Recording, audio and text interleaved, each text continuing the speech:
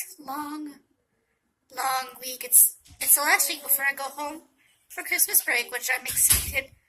There are not enough words for how excited I am to go home for Christmas break. I just talked to my mom. Our family has a tradition of doing hors d'oeuvres on Christmas Eve, and so every year my mom is like, "What hors d'oeuvres do you want?" And every year I'm like, "I want tiny pickles, and I want cream puffs." And so I'm like, you know what? Let's tell the story of some Christmas Eve traditions because I need some happiness today. This is just the last week before a break is just always rough, and I'm just like, ugh. Okay. So the story of the cream puffs because that's the best thing we have a story with here. So when I was like, I don't actually know. I would have been like 8, 9-ish, somewhere in there, between 7 and 9. And we were looking for a house because my mom was pregnant with Lily at that time. Hi, Lil. Hi. Talking about you. You were there, but not born yet. And we were looking for houses because we wanted to move out of the apartment. Well, okay, so backing up. My parents used to manage student housing at Riverland Community College, my alma mater. Hi, Riverland people, if you are watching. Oh my gosh, I miss Riverland. I miss Riverland. But they used to manage the housing there when I was really little, and we were looking for a house because that was a 2-bedroom apartment, and 3 children were not going to fit in one room. So we moved, and my dad got a new job, which was cool. And as we were looking, there was this one day, and I remember this day because we had pizza twice, and that never happened.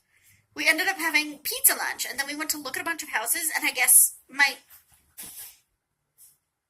I remember it this way. My mom might correct me later.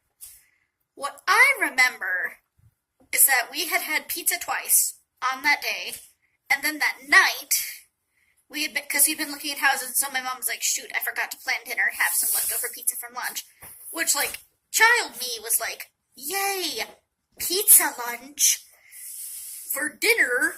What is this?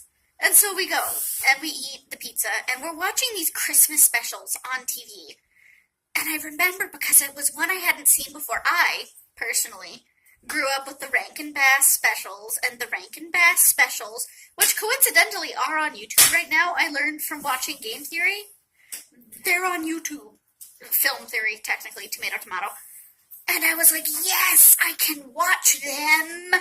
Because these freaking stop motion, they were a thing. They were a thing for my childhood, and it's not Christmas until I've watched Rudolph the Red-Nosed Reindeer and Santa Claus is Coming to Town at least once. Both of those at least once, and usually Frosty the Snowman, but not always. See, because my family, we're a Costco family, and so one year we went to Costco, and they had the box set of 9 of these specials on DVD for $3, and we bought this big silver box full of these specials from my childhood. And eventually we found out that there was another edition that had different ones. My likes to run out of space, so we got that one too. And so yeah, every year I watch these specials. So I remember this particular day. This part I am definitely sure was part of it. We watched this Christmas special about this cow, right? And on Christmas Eve, these animals at this farm can talk, but only for that day. And there's this little mute boy in the Christmas special who has a really mean stepmom, but he can't tell his dad that his stepmom is really mean because he's mute and he can't talk. So Annabelle the cow, on Christmas Eve, the one day she can talk, wishes that the little boy will have her voice for that day so that he can tell his dad about the stepmom. And it's like, whoa! And I'm sure there's going to be somebody watching this who's like, wait, you only saw that once? Yeah, I only saw that once, and was super confused because I didn't know what being mute was.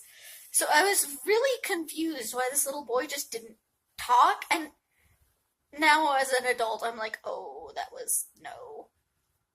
But as a little kid, I did not understand that concept, and because I talked literally all the time, as anybody who knew me or knows me now, I guess, would attest. So it's like, not talking? That makes no sense. So yeah, as an adult, it's like, oh, I get it, but kid, nah. But yeah, this special I liked it, and then I was like, it was one of those things.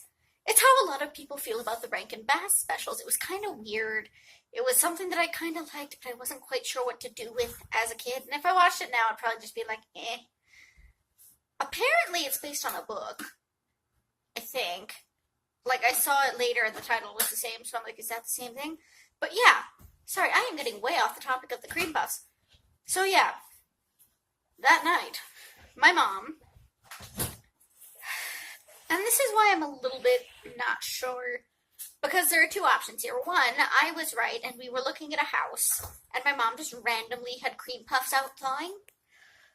Or two, I'm misremembering, and it was a Sunday, and my mom got the cream puffs out to thaw so that we had desserts when the missionaries came over for dinner. Because if you're Mormon, then you're supposed to feed the missionaries every so often so that they get fed, because they're on their own dime for 2 years and they have no time or opportunity to work for those 2 years. Yeah. So they have people feed them, because what else are you supposed to do when you have no income? And my mom got the desserts out. And I can't. These two possibilities exist simultaneously in my mind. I think we had gone to look at houses that day, but we wouldn't have done that on a Sunday because Mormon. So I'm like, yeah. Anyway, the incontrovertible fact is that my mother had a very large tub of cream puffs out, thawing. And Emily, my middle sister, and I saw these cream puffs, and being small, unruly children, we immediately assumed, oh, cream puffs, those are for us. Gosh dang it, this camera. So yeah, we assumed the cream puffs were for us, and we ate the entire tub of like 500 cream puffs. And my mom comes out to see what's going on, because we've been like suspiciously quiet for this entire time, and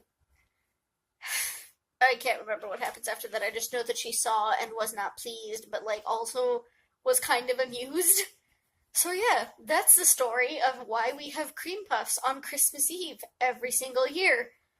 It's one of my favorite traditions, and it's funny, and I've been looking forward to it, and I want to go home and have the traditions happen because I miss my family. Ugh. I miss you guys. I hope everybody has a great week. Happy holidays. If you're traveling, travel safe. Get where you're going and enjoy your holiday.